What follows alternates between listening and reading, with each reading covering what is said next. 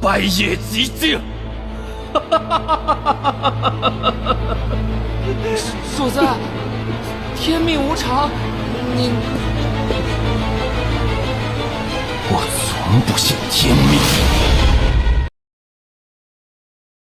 Cerita berlanjut. Selama aku hidup, jiwa tidak akan mati. Suara Malin terdengar tenang, tapi kata-katanya mengguncang udara di sekitarnya. Dia berdiri tegak menatap tajam ke arah Liyuan. Aku ingin metode 18 pembatasan Bloommu.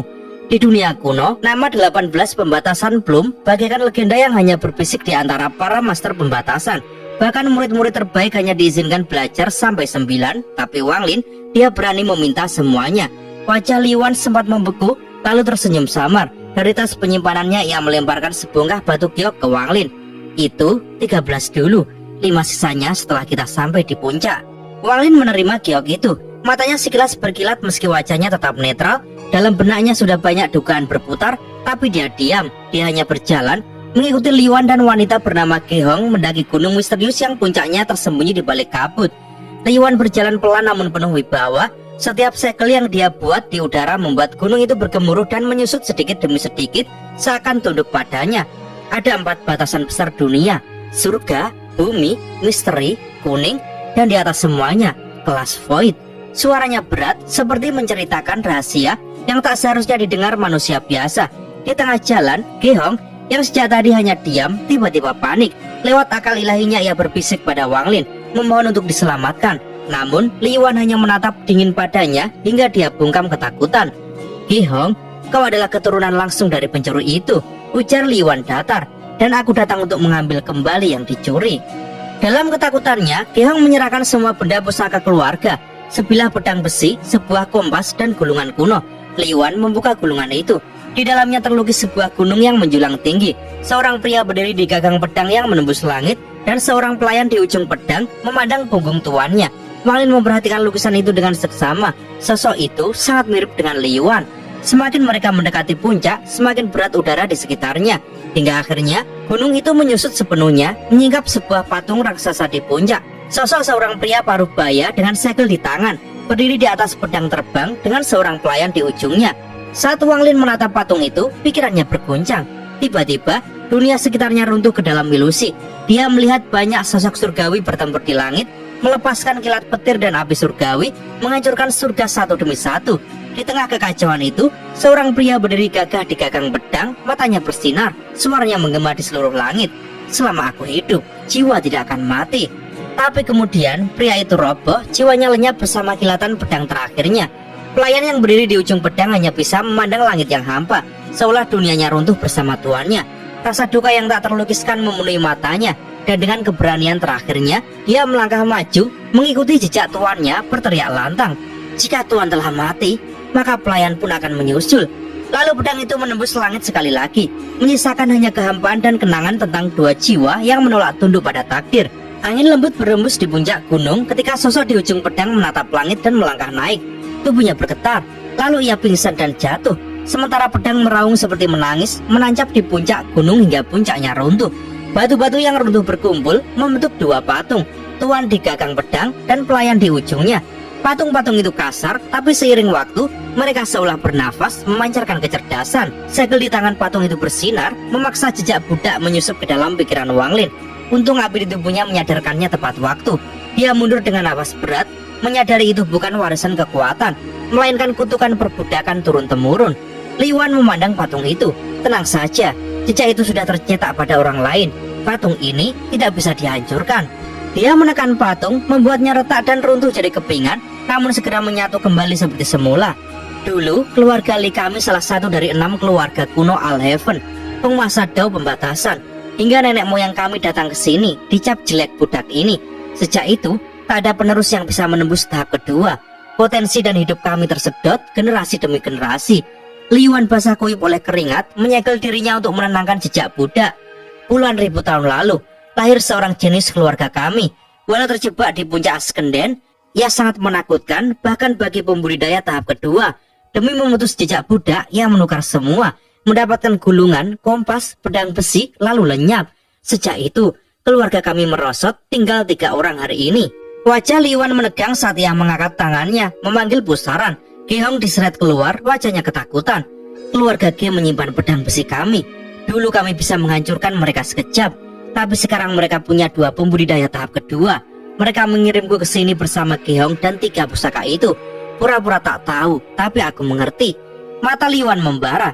Hari ini, aku akan menenangkan jiwa leluhur dengan darahnya. Wang Lin akhirnya berbicara pelan.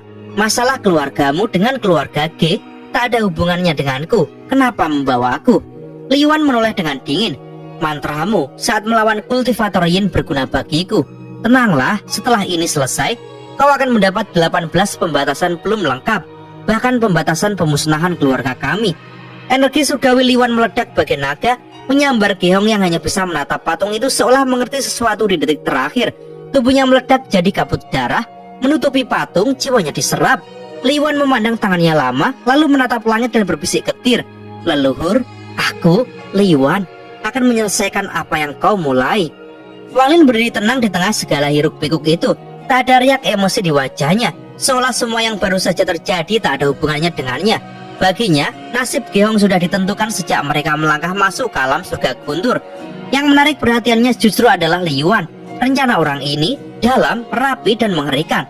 Jika ucapannya benar, maka selama perjalanan dia sengaja tinggal di sisi Gehong, menunggu kesempatan dan memilih gunung ini, penuh dengan pembatasan yang tampaknya terkait dengan leluhurnya, untuk mengungkap niat sebenarnya. Namun Wang Lin belum yakin semua yang dikatakan Li Yuan adalah kebenaran. Tatapan Wang Lin sesekali melirik patung batu di tengah gunung. Ada sesuatu yang aneh. Bahkan sebelum mati, Gehong sempat menoleh ke patung itu. Sementara itu, Li Yuan menarik nafas panjang, lalu berbalik pada Wang Lin dengan wajah penuh ketenangan. Saudara Su, pembatasanku tak bisa dibandingkan dengan leluhurku. Yang kubutuhkan darimu hanyalah mantra untuk menghentikan pembudidaya Yin ilusi melarikan diri. Katanya mantap. Kata-kata itu membuat Wang Lin diam-diam waspada. Dengan begitu dia bisa memastikan Li Yuan memang menyaksikan pertarungannya melawan pembudidaya Yin ilusi sebelumnya dan melihatnya menggunakan mantra berhenti. Sepanjang hidupku, lanjut Li Yuan, belum pernah aku melihat mantra sehebat milikmu. Saudara Su, segala sesuatu membeku pada saat itu. Dengan bantuanmu, aku yakin bisa menghancurkan patung batu sepenuhnya dan membebaskan keluarga Leiku. Sebagai imbalan, aku serahkan padamu pembatasan pemusnahan dan 18 pembatasan belum. Mendengar itu, mata Wang Lin sedikit berkilat. Jika masalah ini sesederhana yang dikatakan Li Yuan, maka imbalannya sungguh luar biasa. 18 pembatasan belum saja sudah cukup untuk memperkuat kekuatannya secara signifikan. Namun semakin lama dia menatap Li Yuan, semakin terasa bahwa orang ini masih diselimuti kabut misterius. Melihat Wang Lin ragu, Li Yuan mendesak dengan nada lebih sungguh-sungguh. Baiklah, untuk menunjukkan ketulusanku, ini 18 pembatasan belum lengkap. Setelah segelnya rusak, aku serahkan juga pembatasan pemusnahan padamu. Li Yuan mengeluarkan batu giok, memahat segel di atasnya, lalu melemparkannya ke Wang Lin. Wang Lin melihatnya, memastikan isinya benar, lalu menyimpannya dengan tenang. Baik, aku akan membantumu, jawabnya singkat. Namun di dalam hatinya dia mendengus dingin. Mari kita lihat apa sebenarnya rencanamu, Li Yuan. Li Yuan tampak gembira mendengar jawabannya. Ia mengeluarkan pedang besi dari kantong penyimpanan dan menggenggamnya. Tangan kirinya membelai pelan bilah pedang itu, dan darah segar mulai mengalir di sepanjang pedang, memancarkan cahaya merah iblis yang mencekam. Li Yuan mulai bergumam pelan, kata-katanya tak jelas terdengar. Aura kebencian tebal mengalir dari pedang besi, bukan dari satu jiwa, melainkan dari banyak jiwa yang menyatu. Api merah meledak dari pedang, wajah-wajah manusia muncul dari nyala api, terus berganti-ganti, masing-masing dengan tanda aneh di antara alisnya. Pemandangan itu membuat bulu kuduk berdiri. Tiba-tiba Li Yuan menggigit lidahnya, meludahkan darah ke api merah. Api itu membesar, lolongan hantu menggema, menyelimuti gunung dengan ratapan ngeri. Lalu ia mengeluarkan kompas, melemparkannya ke api merah. Jarum kompas berputar liar, riak-riak menyebar dari titik itu. Api merah pun kian meluas, menjulang puluhan meter. Kompas hancur, lalu pedang besi ikut meleleh. Besinya diserap api merah, membuatnya tumbuh lebih besar lagi hingga mencapai 100 kaki. Api itu kini mengepung patung batu, bahkan patung pelayan dan pedang pun diselimuti. Celah-celah mulai muncul di permukaan patung, semakin banyak seolah ada sesuatu di dalam yang ingin keluar. Li Yuan kemudian melempar botol giok. Helai cahaya putih keluar dari botol, masuk ke dalam celah-celah patung, membuatnya semakin retak. Saat cahaya putih dan kebencian terserap patung, aura dari dalamnya menjadi makin hidup, seperti makhluk yang terbangun dari tidur panjang. Sebagai sentuhan akhir, Li Yuan membuka gulungan terakhirnya. Begitu lukisan terbuka, patung batu bergetar keras, aura kebangkitannya melonjak. Saudara Su, seru Li Yuan keras. Sekarang, Gunakan mantramu untuk menyegel jiwa abadi dalam patung batu ini. Tapi Wang Lin hanya menatapnya dengan cibir tipis, lalu melangkah mundur 1000 kaki dalam sekejap. Tatapannya tajam, penuh pemahaman. Tujuanmu bukan membebaskan keluargamu, tapi membangkitkan patung surgawi itu. Li Yuan murka, matanya merah, kekuatannya meledak ganas. Ia melesat seperti kilat mengejar Wang Lin. Penjaga langit Wang Lin keluar menghantam Li Yuan dengan pukulan dahsyat. Namun Li Yuan hanya tersenyum sinis, membentuk segel hitam berbentuk segitiga yang melilit penjaga langit, melumpuhkannya dalam sekejap. Aku tidak ingin membunuh musuh, ikutlah denganku sekarang. Gunakan mantra berhenti itu dan hadiahnya akan lebih besar lagi. Wang Lin menggeleng sambil tersenyum dingin. Bahkan tuanmu sendiri kau khianati. Bagaimana aku bisa percaya padamu? Tanpa menunggu balasan ia melesat pergi. Li Yuan meraung marah, melepaskan pembatasan dari alisnya, membuka awan langit. Dalam sekejap, ruang di depan Wang Lin terdistorsi, memaksa tubuhnya muncul kembali. Tapi Wang Lin tetap tenang, seolah-olah semuanya sudah ia perhitungkan. Di tengah fragmen alam surga guntur yang dikelilingi kilat, sebuah formasi besar menyala terang. 4 tetua duduk di sana. Rambut mereka putih, tubuh mereka menyimpan energi asal yang dahsyat. Saat formasi menyala, bayangan merah muncul, memancarkan aura darah tebal. Keempat tetua membuka mata. Wajah mereka berubah serius saat bayangan itu memadat menjadi sosok pria paruh baya berjubah merah dengan rambut dan alis merah membara. Suaranya dalam, penuh wibawa, bergema di udara. Murid muda Wang Lin, orang tua ini akhirnya tiba. Li Yuan memandang Wang Lin, tatapannya menusuk penuh keraguan. Di dalam hatinya, ia bertanya-tanya, jika orang ini benar-benar sudah memahami seluruh situasi, mengapa dia masih begitu percaya diri? Apa yang disembunyikannya? Ada sesuatu yang ganjil di balik ketenangan Wang Lin, sesuatu yang membuat Li Yuan gelisah. Namun setelah menghela napas panjang dan mendengus dingin, Li Yuan tak ingin membuang waktu lagi. Ia melangkah maju, tangan kanannya membentuk segel. Seketika sebuah pembatasan misterius muncul, lalu pecah menjadi 18 bagian. 18 pembatasan itu melahirkan patung-patung ilusi yang berubah nyata, masing-masing sebesar dewa langit, memancarkan cahaya pembatasan yang memukau. Mereka melesat mengelilingi Wang Lin, mengepungnya di dalam lingkaran yang penuh aura tekanan. Inilah 18 pembatasan pelum yang asli, seru Li Yuan dengan dingin. Perhatikan baik-baik. Wang Lin hanya menatapnya dengan tenang, suaranya lirih namun tajam. Kau tega membunuh darah daging tuanmu sendiri. Orang sepertimu tak punya malu, juga tak punya hati nurani. Li Yuan, saat kau mengorbankan darah keturunan tuanmu, tidakkah kau mendengar tangisan patung tuanmu sendiri? Atau beranikah kau menoleh melihat segel di tangan kanan tuanmu? Li Yuan membalas dengan suara yang getir namun tegas. Jangan coba-coba goyahkan keyakinanku. Semua ini demi menghidupkan kembali tuanku, bukan sesuatu yang bisa dimengerti anak kecil sepertimu. Mata Wang Lin bersinar, dalam hati yakin-yakin Geong adalah keturunan celestial yang terukir di patung itu. Dahulu kala, leluhur Li Yuan dan leluhur keluarga Ge datang bersama, namun untuk alasan yang tidak diketahui, leluhur Li Yuan tewas dan harta itu jatuh ke tangan keluarga Ge.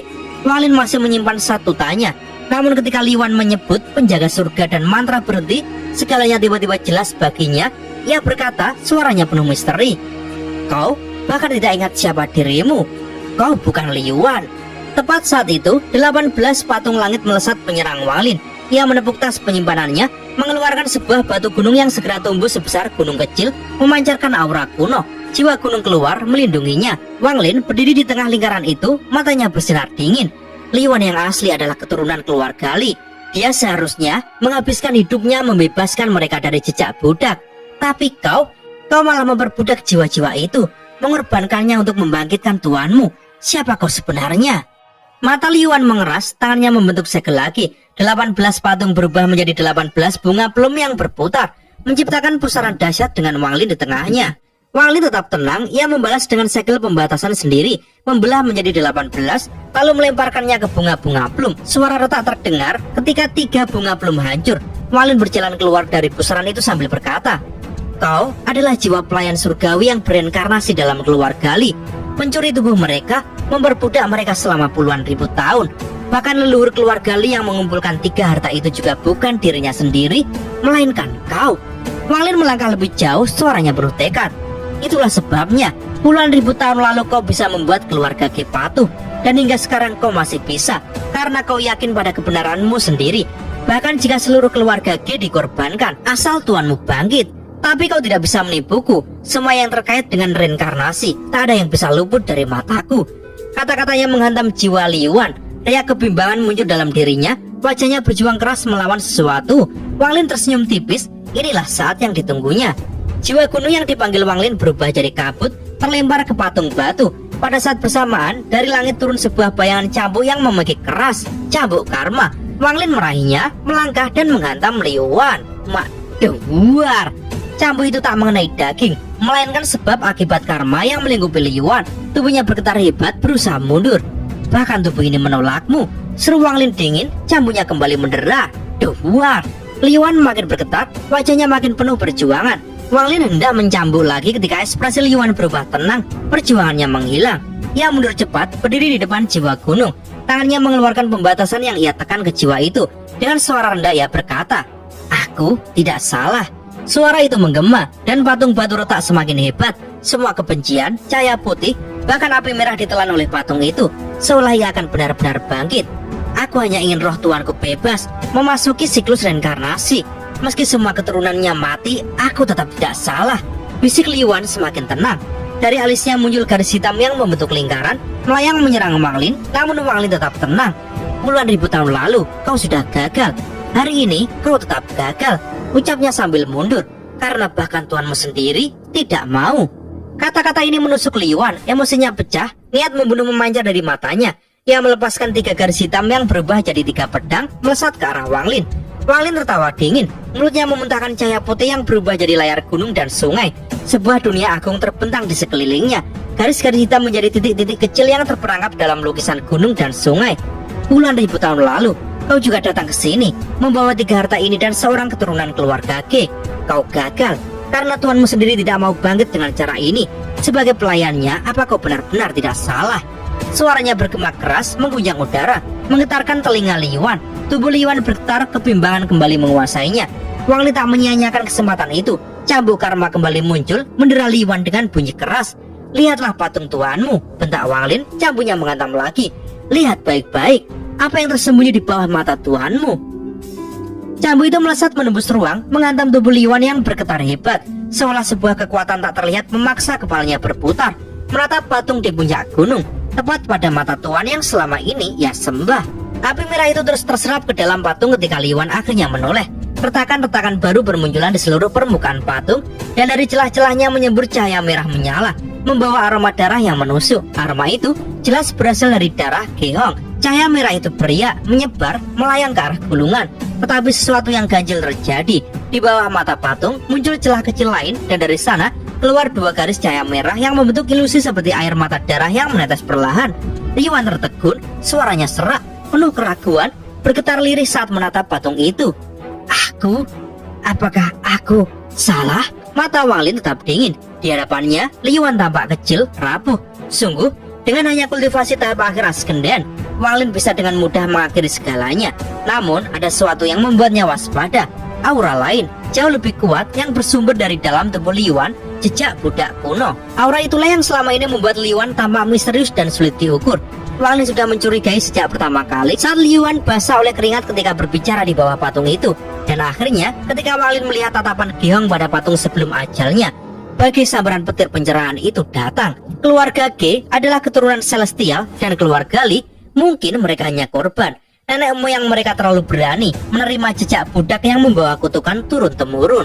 Generasi demi generasi keluarga Li menanggung penderitaan itu, mencoba memberontak namun selalu gagal. Sampai pada suatu titik, nenek moyang yang paling berbakat muncul, bukan untuk membebaskan mereka, tetapi justru untuk membangkitkan kembali tuannya yang telah lama tertidur. Wang Lin kini mengerti, kegagalan ribuan tahun lalu bukan karena keluarga Ge, juga bukan karena harta atau pelayan, tetapi karena satu hal. Surga sendiri tidak mau bangkit dengan cara ini. Bahkan Celestial itu menolak membayar harga berupa nyawa semua keturunannya. Mungkin darah Ge Hong tidak pernah cukup, bahkan mungkin keluarga Ge di luar sana pun telah melakukan pengorbanan demi ini. Namun karma tetap berbalik, karena jiwanya sendiri tidak mengizinkan. Liu Wan hanya pelayan yang keras kepala, terjebak dalam pengabdian yang sudah kehilangan makna. Semua jelas kini bagi Wang Lin. Sejak awal Liu Wan memilihnya bukan karena mantra berhenti, melainkan karena cambuk karma, satu-satunya alat yang dapat meruntuhkan perlawanan jiwa celestial itu sendiri. Betapa menyedihkannya batin Wang Lin. Di bawah patung itu, Liu Wan akhirnya berlutut, tubuhnya gemetar, matanya berkaca-kaca. "Tuhan, apakah aku benar-benar salah?" Retakan-retakan semakin menyebar di patung. Darah merah itu menetes sebagai tangisan abadi mengecat setengah langit. "Mengapa kau tidak mau bangkit?" bisiknya. "Aku hanya ingin gagang pedang itu tidak lagi kosong. Aku hanya ingin kau kembali berdiri di gagang pedang itu." Dan aku seperti dulu berdiri di ujungnya, membantu tuanku melawan langit dan bumi. Wang Lin diam di dalam lukisan gunung dan sungai, hanya menatapnya. Ia bahkan menarik kembali cambuk karmanya. Keyakinan yang terlalu fanatik akhirnya membuatnya tersesat. Kegagalan pertama meruntuhkan kepercayaannya, dan kini setelah kegagalan kedua semuanya runtuh. Patung itu kini retak sepenuhnya. Pedang batu yang dulu berdiri tegak pun dipenuhi retakan. Cahaya merah menyembur dari celah-celahnya dan mewarnai langit. Akhirnya cahaya itu mulai terserap oleh gulungan di tangan Li Yuan, lebih cepat dan lebih rakus. Wajah Li Yuan berubah, matanya berbinar dengan kegembiraan yang sudah lama ia rindukan. "Tuan," serunya. Gulungan itu terus menyerap sinar merah sampai yang terakhir pun tertarik keluar dari patung. Patung itu bergetar hebat, lalu runtuh menjadi sekedar tumbukan puing tanpa kehidupan.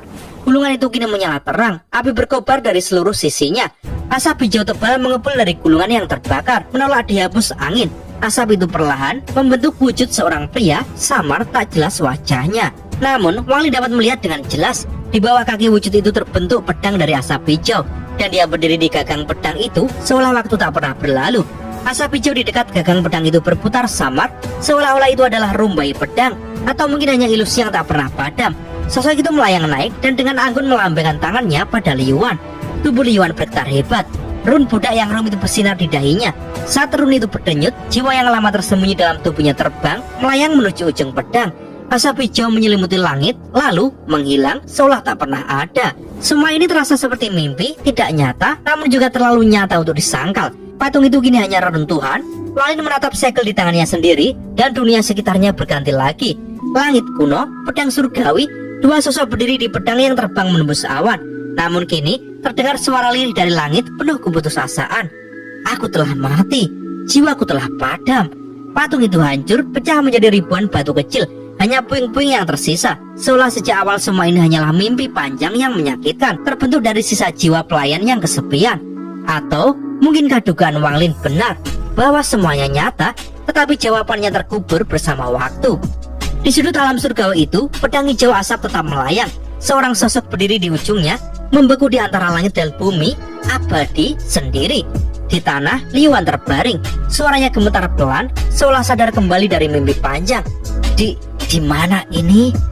Tatapannya akhirnya bertemu dengan Wang Lin, mata yang penuh dengan pertanyaan dan penyesalan. Dan cerita pun bersambung.